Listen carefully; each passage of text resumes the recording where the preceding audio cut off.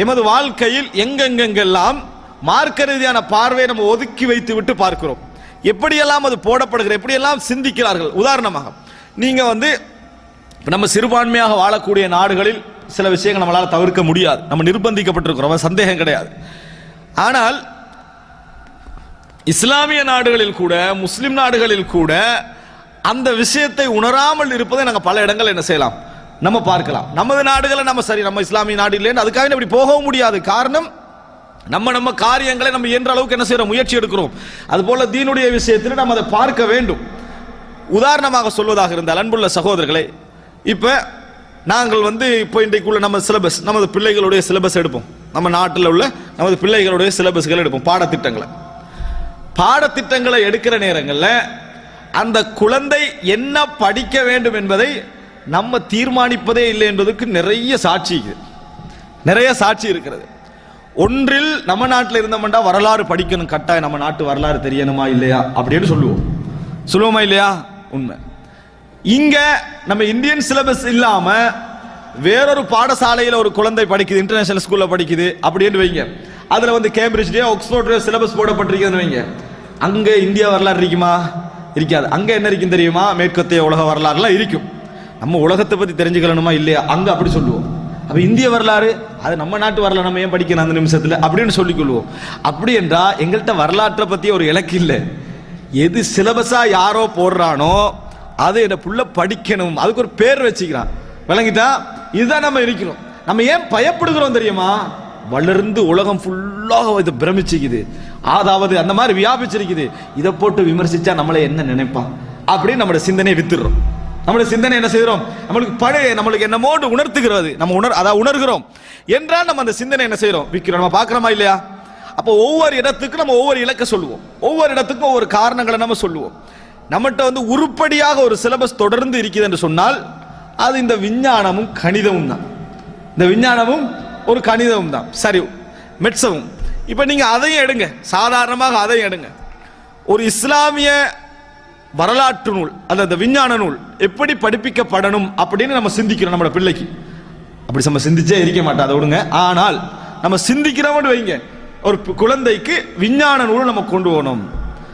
இஸ்லாமிய ஸ்கூல் உருவாகிட்டு அந்த தமிழ்ல கூடிய இஸ்லாமிய விஞ்ஞான சிலபஸ் கொண்டு வாங்கடா. இப்ப பிரிண்ட் பண்ணிக்கிற நூல்ல எதையாவது நம்மளுக்கு நினைவு வருதா? சிந்தனைக்கு வரல. நம்ம அப்படி நான் என்ன சொல்ல வரேன், சிலபஸை மாத்த எல்லாம் தேவையில்லாம், அப்படி சிந்திக்கலன்னு சொல்ல வரேன். அப்படி நம்ம சிந்திக்கலன்னு சொல்ல வரேன். பாடசாலை நம்மளை மாற்ற முடியாது, அதனால நான் பாடசாலை அனுப்பி கண்டிக்கிறேன். வீட்டில் இந்த சிலபஸ் தான் நான் தமிழ்ல என்ன செய்யறேன், இஸ்லாமிய விஞ்ஞானம் கொடுத்து கண்டிக்கிறேன். ஏதாவது ஒன்று கற்பனையிலேயாவது இருக்குதா? இல்லை. நம்ம அதை பத்தியே யோசிக்கல. நமக்கு யார் அந்த சிலபஸை போடுறாங்க அப்படின்னு நம்ம நினைச்சு கூட என்ன செய்யல, அதை பார்க்கல. அன்புள்ள சகோதரர், நம்ம என்ன நினைக்கிறோம்டா, நம்ம ஈவினிங் மதரசா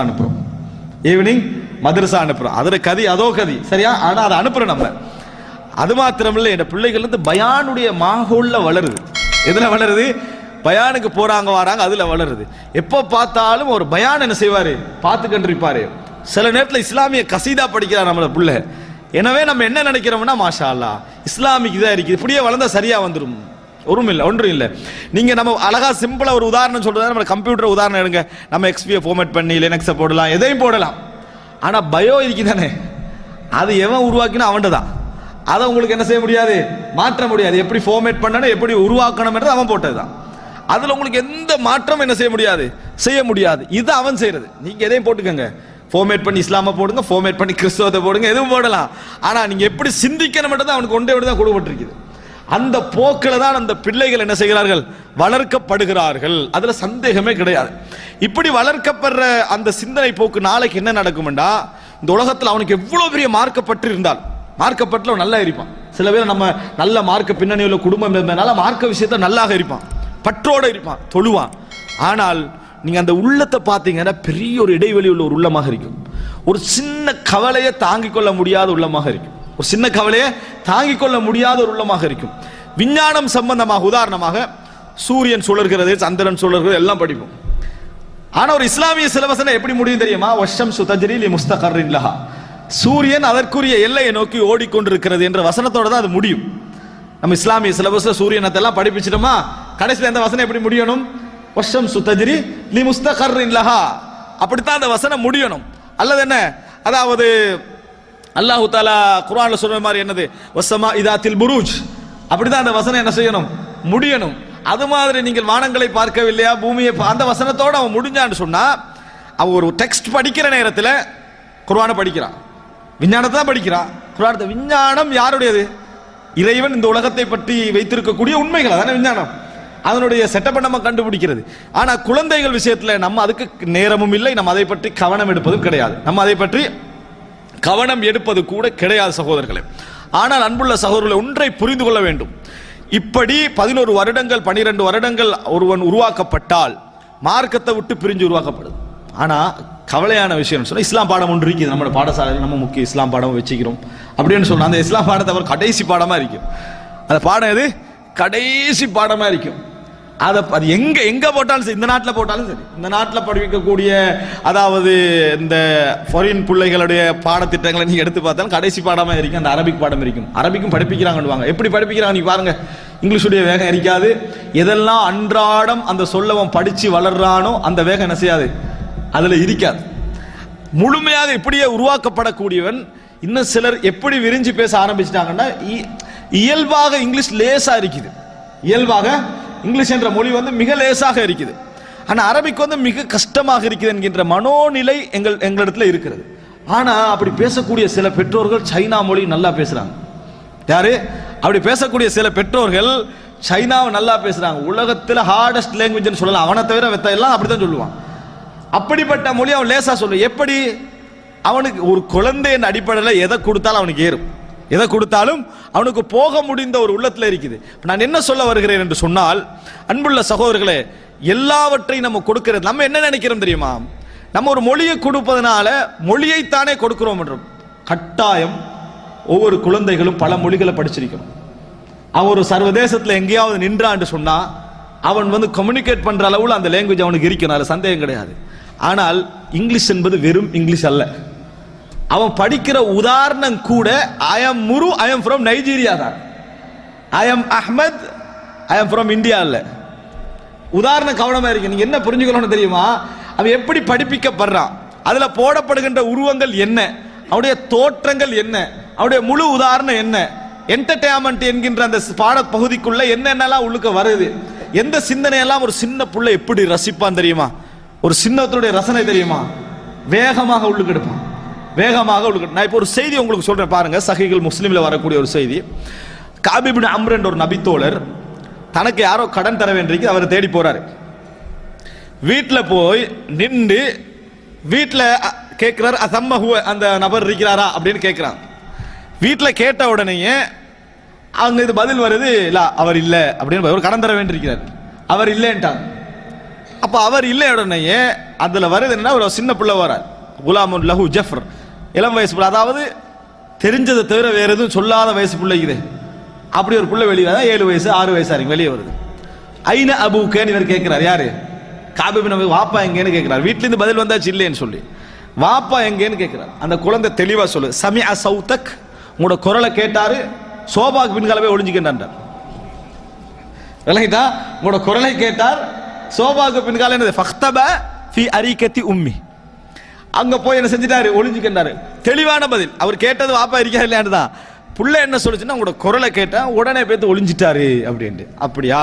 இப்ப இவர் சொல்றாரு, உஹ்ருஜ், வெளியே வாங்க, உஹ்ருஜ், வெளியே வாங்க, எனக்கு தெரியும் நீங்க எங்க இருக்கிறீங்கன்னு தெரியும், எனக்கு தெரியும், ஆரிஃப் மக்கானக், நீங்க எங்க அதாவது ஒளிந்து கொண்டிருக்கீங்கன்னு எனக்கு தெரியும், வெளியே வாங்கன்றார். அப்ப வெளியே வர. இப்ப இந்த சம்பவம் ஒரு சின்ன பகுதி இருக்கு, நான் முடிக்கிறதுக்கு இல்ல, நீங்க என்ன தெரிஞ்சுக்கணும்னு தெரியுமா, அந்த குழந்தையுடைய உள்ள வெள்ள உள்ள. இப்போ அவர் போயிட்டு, இப்போ அவர் நபித்தோழர்கிட்ட படிக்கிற ஒரு தாபீன், அவங்க தர்பியா கொடுக்குற முறை வேறவாக இருக்கும். எங்கட வீடுகள் இந்த சம்பவம் நடந்தால் அவர் போயிடுவார். போனோடனே இவனுக்கு கொஞ்சமாவது மூளைக்கு தான், இவனுக்கு சொல்லுவோமா இல்லையா, கொஞ்சமாவது வேலை செய்தான், எல்லாம் உன்னாலதான் இப்படி கட்டு பேத்திக்கிறான். யாரு இவன்? கெட்டு யார் கட்டு போனது? இவர். ஆனா உன்னாலதான் இவ்வளவு காரணம். ஒரு வாப்பக்குரிய மரியாதை கொடுக்க தெரியுதா அவனுக்கு? அப்படியே நம்ம அந்த குழந்தை, அப்ப அந்த குழந்தைக்கு நீங்க கண்டிக்கிறீங்கன்றது விளங்கும். அந்த நிமிடம் வந்து அவனோட குணத்தில் அது விளங்கும். விளங்குற நேரத்தில் தான் நம்ம இது சொல்லக்கூடாம பெரிய தவறு செஞ்சிட்டோம் போல இருக்குது, நம்ம பெரிய ஒரு தவறு செய்து விட்டோம் போல இருக்கிறது அப்படின்னு நம்ம என்ன செய்ய, அந்த குழந்தை வந்து அப்படி மனசுல பதியும். அப்படி பதின இப்படி ஒரு 3 நாள் நீங்க செஞ்ச பின்னால உங்களை முதலாவது பாதுகாக்கிற குழந்தையாக அது வளரும். எப்படி பாதுகாக்கிற குழந்தையா? உங்களோட தவறுகளை, உங்கள் நலவுகளை ரெண்டையும் சேர்த்து பாதுகாக்கிற பிள்ளையா என்ன செய்யும்? வளரும். நீங்க தான் படிப்பிச்சீங்க, நீங்க தான் படிப்பிச்சீங்க. வாப்ப சில இடங்களில் போய் சொல்லுவார், அதை நல்லா அவதானிச்சிங்க. அதுக்கேற்ற மாதிரி நீனே எக்ட் பண்ணணும். அதுக்கேற்ற மாதிரி நீனே எக்ட் பண்ணுறத நீ நேரடியாக சொல்ல மாட்டீங்க. வீட்டில் என்ன சொல்லி கொடுப்பீங்கன்னு சொன்னா, வாப்ப பொய் சொன்னாலும் நீங்க சொல்லக்கூடாது அப்படின்னு சொல்லி. பிராக்டிக்கல் என்ன தெரியுமா? எல்லாருக்கும் தியரி லேசி தானே, தியரியை சொல்லி கொடுத்துற. பிராக்டிக்கலி இந்த இடத்துல சொல்லக்கூடாத மாதிரி நடந்து கொள்வீங்க. அப்படி நடப்பதனால இப்படி சேஞ்ச் வருவது நம்ம என்ன செய்யணும் பார்க்கிறோம். அன்புள்ள சகோதரர்களே, இதுதான் அங்க நடக்குது. இந்த மாதிரி நம்ம அங்க அந்த இடத்துல கொடுப்பட்ட பின்னால எதை நம்ம முற்படுத்துறோமோ அதான் அவனுக்கு முக்கியத்துவம். ஒரு நபித்தோழர் ஒரு தாபியின் தனது பிள்ளையை கொண்டு போய் ஒரு இடத்துல ஒரு பெரிய ஒரு ஷேகத்தர் இடத்துல, ஒரு ஆலிம் இடத்துல ஒப்படைக்கிறார். ஒப்படைச்சிட்டு சொல்றாரு, அந்த பிள்ளைக்கு நீங்க கொடுக்கிற முதல் கல்வியாக எதிரிக்கட்டும் தெரியுமா? உங்களை நீங்கள் சீர்திருத்திக் கொள்வது இருக்கட்டும். நீங்க கொடுக்கக்கூடிய முதல் கல்வி என்ன தெரியுமா? உங்களை நீங்கள் சீர்திருத்திக் கொள்வது இருக்கட்டும். என்ன சீர்திருத்திக் கொள்வது? நீங்க நல்லதையும் அவனுக்கு முன்கால செய்யணும், கெட்டதை அவனுக்கு முன்னால தவிர்க்கணும். அதுதான் அவனுக்கு கொடுக்கிற முதல் கல்வி. நீங்க அதான் அவனுக்கு கொடுக்கக்கூடிய முதல் கல்வி அப்படின்னு சொல்றாங்க. நம்ம என்ன நினைக்கிறோம்டா, அதை பற்றி நம்மளுக்கு எந்த சிந்தனையும் இல்லை. நம்ம என்ன, நமது பிள்ளைகள். ஆனா நமது பிள்ளைகள் இல்லை என்று சொல்ற வயசு எப்ப ஆரம்பிக்கும்? அவனுக்கு 13, 14 என்ன செஞ்சிடும், ஆரம்பிச்சிடும். அந்த நேரத்தில் என் பிள்ளையான்னு நினைக்கிற அளவுக்கான எதிர்ப்பு குணங்கள் அவன்கிட்ட என்ன செய்யும், வளர ஆரம்பிக்கும். இது 21, 22, 23 வரைக்கும் தொடரும் என்பதை அந்த குழந்தைகள் சம்பந்தமாக ஆய்வு செய்யக்கூடியவர்கள், அது சம்பந்தமான உளவியல் கருத்துக்களை சொல்லக்கூடியவர்கள் சொல்வதை நம்ம பார்க்கிறோம். அது நம்ம இயல்பாகவும் நம்ம வாழ்க்கையில் என்ன செய்யறோம், நம்ம அனுபவிக்கிறோம். அந்த வயசுல ஒரு பெரிய ஒரு சேஞ்சஸ் வருகிறது. ஆனால் இந்த மாதிரி கட்டங்களை பொறுத்த வரைக்கும் அன்புள்ள சகோதரர்களே, மிகப்பெரிய ஒரு ஆபத்தான நிலைக்கு என்ன செய்யும், அது கொண்டு போய் சேர்க்கும். ஸோ அவர்கள் என்ன செய்தார்கள் என்று சொன்னால், முதலாவது செஞ்ச வேலை இந்த குழந்தைகளுடைய பாடத்திட்டம், குழந்தைகளுடைய சிந்தனை போக்கு, இவைகளில் பெரும் மாற்றங்கள் என்ன செய்தது, ஏற்படுத்துவதற்காக பாடத்திட்டங்கள் அமைச்சு கொடுப்பது. அது இஸ்லாத்துடைய பேரால் வரலாம், இஸ்லாத்துக்கு வெளியுள்ள பேரால் வரலாம். நம்ம சிந்தனையை விட்டுவிடக்கூடாது. உண்மையை சொல்லுங்கள் சகோதரர்கள், நமது பிள்ளைகளை எடுத்து கொஞ்சம் பேர்களை கொடுங்க. ஒரு 50 பேர் நபித்தோழர்களே, தாபீன்களே ஒரு 50 பேரை கொடுங்க. இதுல உனக்கு தெரிஞ்சவர்களாம் டிக் போட சொல்லுங்க. அதிகமான டிக்குளும் இந்த உலகத்தோடு சம்பந்தப்பட்ட, நம்ம வரலாற்றோடு சம்பந்தப்பட்டவர்களுக்கு. 2 அல்லது 3, 4 டிக்குளும் இருக்கு நபித்தோழர்கள் இவைகளுக்கு. பிள்ளைகள் எப்பொழுதும் சின்ன நபர்களை கூட ஹீரோவா எடுப்பாங்க, சின்ன விஷயங்களை கூட ஹீரோவா எடுப்பார்கள். உதாரணமாக கண்ணன் காலையில் எழுந்தான்னு ஒரு படம் போட்டிருப்பாங்க. எல்லாரும் ஏற்றுக்கொள்ளக்கூடிய விஷயம் இது. படம் போட்டிருப்பாங்க. அதுக்கு பின்னால் என்னது, காலை கடன்களை முடித்தார், அதாவது சுத்தம் செஞ்சார் இப்படி. அதுக்கு பின்னால் சாப்பிட்டான், பாடசாலை போனா 4 படம் தான் இருக்கும். அவனுக்கு அது அவன் உள்ளத்துல என்ன செய்யும், ஒரு பெரிய ஒரு இமேஜினேஷன் ஏற்படுத்து. 4 விஷயம் தான் ஏற்படுத்தும், சின்ன விஷயம். எந்த கண்ணன் என்று யாரும் அவனுக்கு சம்பந்தமே இல்லை. ஆனா அந்த உதாரணம் அவன் உள்ளத்துல என்ன செய்யும், ஒரு பெரிய ஒரு செய்தி ஏற்படுத்த. அவன் அந்த 6-7 வயசுல அது மாதிரி செய்யணும்னு நினைப்பான். அப்படியானு ஏற்படுத்தும். இங்க கொண்டு போய் நீங்க ஔவையார், பாரதியார், முருகன் இப்படி என்று கொண்டு போய் நம்ம சேர்த்துட்டு அபூபக்கர், உமர், உஸ்மான், அலி என்பதையும் சேர்த்தோம்டா அவன் என்ன நினைக்கிறாங்கடா, மார்க்க தலைவர்கள், உலகத் தலைவர்கள் அப்படின்னு நினைக்கிறான். மார்க்க தலைவர்கள், உலகத் தலைவர்கள் அப்படித்தான் அவன் நினைப்பான். அப்படித்தான் அவன் நினைப்பான். அந்த மாதிரி தான் நம்ம கொண்டு போய் சேர்க்கிறோம். அபூபக்கரை எங்கேயாவது ஹிஸ்டரி புக்ல அவன் படிப்பானா? படிக்க மாட்டான். இஸ்லாம் புக்ல தான் படிப்பான். எங்க படிப்பா? இஸ்லாம் புக்ல தான் அபூபக்கர் ரலியல்லாஹு அன்ஹு அவர்களை படிப்பானே தவிர ஹிஸ்டரி புக்ல படிக்க மாட்டான். சவுதி அரேபியாவில் இருந்தால் ஒரு அளவுக்கு ஹிஸ்டரி புக்ல அதை படிக்க வாய்ப்பு இருக்கு. எனக்கு அந்த நாட்டுடைய ஹிஸ்டரி அதுதான். அப்ப எனவே அன்புள்ள சகோதரர்களே, நான் நீங்க சொல்ல வர விஷயம் என்னன்னா, எங்க எல்லாம் நம்ம உலக பார்வை நம்மளுக்கு இப்ப அது விருப்பமாக கூட இருக்குது. காரணம் என்ன தெரியுமா, இந்த கல்வியுடைய முடிவு எங்க கொண்டு போய் சம்பந்தப்படுத்திக்கிறான், டாக்டர், இன்ஜினியர், சமுதாயத்தில் உள்ள மிக முக்கியமான தொழில்கள் இதால தான் போய் முடியுது. இதை நீங்க படிக்கலன்னா அந்த தொழில போய் என்ன செய்ய முடியும். சில பொழுதுல ஒரு 5-6 வருடங்கள் நீங்க படிக்கக்கூடிய படிப்புக்கும் அவன் எந்த தொழிலை உருவாக போறான் அதுக்கு சம்பந்தமே இல்லை. அதுக்கு சம்பந்தமே இல்லாத படிப்பு தான் என்ன செய்வான், படிப்பான். ஆனால் அவனுடைய சேஞ்சஸ் எல்லாமே அதுல என்ன செஞ்சிடும், நடந்துடும். இப்ப இதோட சம்பந்தப்பட்டிருப்பதனால நம்ம இந்த கல்வியை எப்படி கொண்டு போறோம் சம்பந்தமா விட்டுருவோம். நம்ம அதை பத்தி யோசிச்சுப்பாண்டு விட்டுட்டோம். என்ன காரணம் தெரியுமா, இதுல நம்ம கையடிச்சு புரட்சி எல்லாம் பேச ஆரம்பிச்சு அது சமுதாய எழுச்சிக்கு வந்தேன்னு சொன்னா, முதலாவது போறது நம்மளுடைய பிள்ளைகளுடைய எதிர்காலம், அவன் போய் நிற்கக்கூடிய இடம், தொழில் என்பது. ஆனா உலகத்துல கண்கூடாக பார்க்கிறோம், இந்த ரூட் எடுக்காம வேற ரூட்டால போனவங்க எல்லாம் விஞ்ஞானிகளாக மாறின சம்பவங்கள் பார்க்கிறோம், பெரிய இடங்களை அடைந்ததை பார்க்கிறோம், சாதித்ததை பார்க்கிறோம். அவர்களை பற்றி நாம் படிக்க வேண்டிய அளவுக்கு சிலபஸ் புக்ல போடப்பட்டதை என்ன செய்யறோம், பார்க்கிறோம். இல்லாமல்லாம் இல்லை. ஆனாலும் நம்மிடத்தில் ஒரு சரியான ஒரு வழிகாட்டல் இல்லை என்பதனால நம்ம அதை தொடர்ந்து போக வேண்டிய ஒரு நிர்பந்தத்துக்கு என்ன செய்கிறோம், நம்ம உள்ளாக்கப்பட்டிருக்கிறோம் என்பதை சொல்லும். எனக்கும் இந்த இடத்துல விமர்சனங்களை, இந்த சப்ஜெக்டை ஒரு பார்வையும் தான் நம்ம சொல்லி வைக்க முடியும். ஏன்னா நம்ம ஒன்று தீர்வெடுக்கலாம், அல்லது இருக்கிற விஷயத்தில் கொஞ்சம் கவனமா இருக்கலாம், இருக்கிற விஷயத்தில் கொஞ்சம் கவனமாக இருக்கலாம் என்பதை நம்ம புரிந்து கொள்ள வேண்டும். அன்புள்ள சகோதரர்களே, இது கல்வி ரீதியாக சிறுவர்களுடைய மாற்றம் அப்படி என்று நம்ம யோசிச்சோம் என்று சொன்னால் வரக்கூடிய ஒரு முக்கியமான ஒரு பகுதி என்று சொல்லலாம். மேலும் மக்களை நன்மையின் பக்கம் அழைப்பவர்களாகவும், நல்லதை கொண்டு மக்களை ஏவுபவர்களாகவும், தீயதிலிருந்து மக்களை விலக்குபவர்களாகவும் உங்களிலிருந்து ஒரு கூட்டத்தார் இருக்கட்டும். இன்னும் அவர்களே வெற்றி பெற்றோர் ஆவர்.